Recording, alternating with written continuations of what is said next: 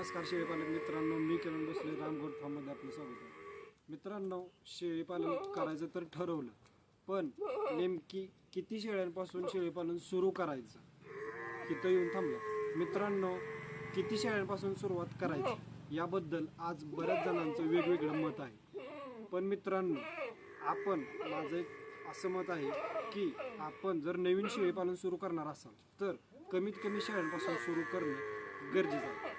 का मित्रांनो, जोपर्यंत आपण आपल्या गोट्यावरती शेळ्या आणून प्रॅक्टिकली करत नाही चालू, मग चारा व्यवस्थापन असेल, पाणी व्यवस्थापन असेल, मेडिसिन असेल, त्यांचं आजाराचं नियोजन असेल किंवा डिवॉर्मिंग असेल, लसीकरण असेल, ह्या प्रॅक्टिकली गोष्टी जोपर्यंत तुम्ही 100% परिपूर्ण होत नाही तोपर्यंत तुम्ही जास्त शेळ्या घेणं चुकीचं आहे. मित्रांनो, तुम्ही जर कमी शेळ्यामध्ये काम केलं तर तुम्हाला या सर्व गोष्टींचा अभ्यास होणार आहे व भविष्यात अडचण येणार नाही. त्यासाठीच मित्रांनो, तुम्ही अगदी 2, 3 ते 5 जास्तीत जास्त एवढ्या खरेदी करून शेळ्या सुरुवात करणं गरजेचं आहे.